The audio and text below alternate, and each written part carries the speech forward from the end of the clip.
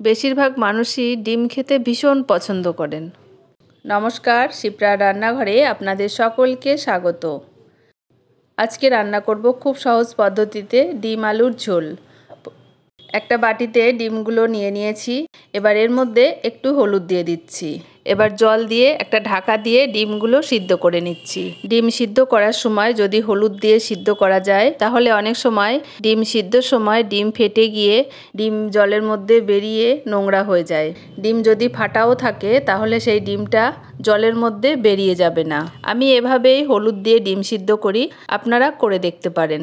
ডিমগুলো সিদ্ধ করে নিয়েছি। এবার ডিমের জলটা ফেলে এবার ঢাকা দিয়ে একটু ঝাঁকিয়ে নিচ্ছি। তাহলে সবগুলো ডিম একটা একটার গায়ে লেগে ডিমের খোসাগুলো ফাটা ফাটা হয়ে যাবে। তাহলে ডিমগুলো ছাড়াতে খুব সুবিধা হবে। এবার ডিমের মধ্যে একটু জল দিয়ে ডিমের খোসাগুলো ছাড়িয়ে নিচ্ছি। এ পর্যন্ত যারা আমার ভিডিওটি দেখছেন অথচ লাইক দিতে ভুলে গেছেন, তারা অবশ্যই একটা লাইক দিয়ে দেবেন। আপনাদের একটা লাইক, একটা কমেন্ট আমাকে পরবর্তী ভিডিও বানাতে উৎসাহিত করবে। সবগুলো ডিমের খোসা ছাড়িয়ে নিয়েছি। এবার কড়াই গরম করে দিয়ে দিচ্ছি পরিমাণ মতো সর্ষের তেল, দিয়ে দিচ্ছি লবণ, একটু হলুদ। এবার সিদ্ধ করে রাখা ডিমগুলো দিয়ে দিচ্ছি। আমি ডিমের সঙ্গে লবণ হলুদ মেখে নেইনি, আমি একবারে তেলের মধ্যে দিয়ে দিলাম। তাহলে সবগুলো ডিমের গায়ে সমানভাবে লবণ হলুদ মেখে যাবে আর সঙ্গে ভাজাও হয়ে যাবে। ডিমগুলো ভাজা হয়ে গেছে, এবার তুলে নিচ্ছি। ওদিকে আমি আলু কেটে সিদ্ধ করে নিয়েছি, সেটা আর দেখানো হয়নি। এবার সিদ্ধ করে রাখা আলুগুলো তেলের মধ্যে ছেড়ে দিচ্ছি, দিয়ে দিচ্ছি লবণ হলুদ। এবার নেড়ে চেড়ে আলুগুলো ভেজে নিচ্ছি। আলুগুলো ভাজা হয়ে গেছে, তুলে রাখছি। কড়াইতে একটু তেল দিয়ে দিচ্ছি তেজপাতা, অল্প জিরে। এবার নেড়ে চেড়ে মশলাটা একটু ভেজে নিচ্ছি। এবার দিয়ে দিচ্ছি দুটো মিডিয়াম সাইজের পেঁয়াজ কুচি। পেঁয়াজটা আমি আগেই কুচি করে রেখেছিলাম, সেগুলো আর দেখানো হয়নি। এবার নেড়ে চেড়ে পেঁয়াজ কুচিগুলো একটু ভেজে নিচ্ছি।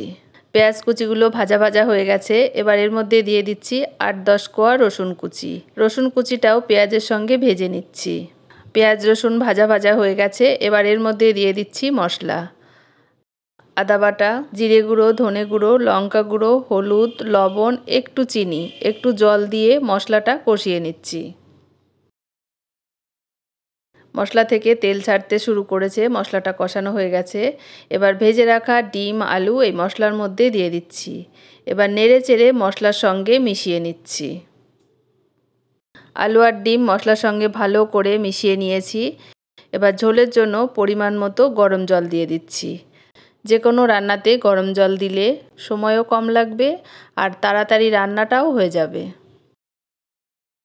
এবার ভালো করে একবার নেড়ে চেড়ে দিচ্ছি। এবার একটা ঢাকা দিয়ে ঢেকে কিছু সময় রান্না করে নিচ্ছি। এরকম সহজ সহজ রেসিপি আমার চ্যানেলে আরও অনেক আপলোড করা আছে, আপনাদের ইচ্ছে হলে আপনারা দেখে নিতে পারেন। আর রেসিপিগুলো ভালো লাগলে একটা লাইক দিয়ে সাথে থাকবেন। কিছু সময় রান্না করে নিয়েছি। দেখুন ঝোলটা ঘন হয়ে গেছে আর আলুগুলোও সিদ্ধ হয়ে গেছে। ডিম আলুর ঝোলটা প্রায় হয়ে এসেছে। এবার এর মধ্যে দিয়ে দিচ্ছি 1/2 চামচ গরম মশলা গুঁড়ো। এবার নেড়ে চেড়ে অন্য একটি পাত্রে নামিয়ে নিচ্ছি। তৈরি হয়ে গেছে সহজ পদ্ধতিতে ডিম আলুর ঝোল। এই রকম একটি পদ রান্না করলে ভাত বা রুটি দুটোই জমে যাবে। আপনারাও এভাবে একদিন সহজ পদ্ধতিতে ডিম আলুর ঝোল রান্না করে দেখুন, বেশ ভালো লাগবে।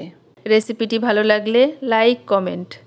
আর আমার পেজে বা চ্যানেলে নতুন হয়ে থাকলে পেজটিকে ফলো, চ্যানেলটিকে সাবস্ক্রাইব করে নেওয়ার অনুরোধ রইল।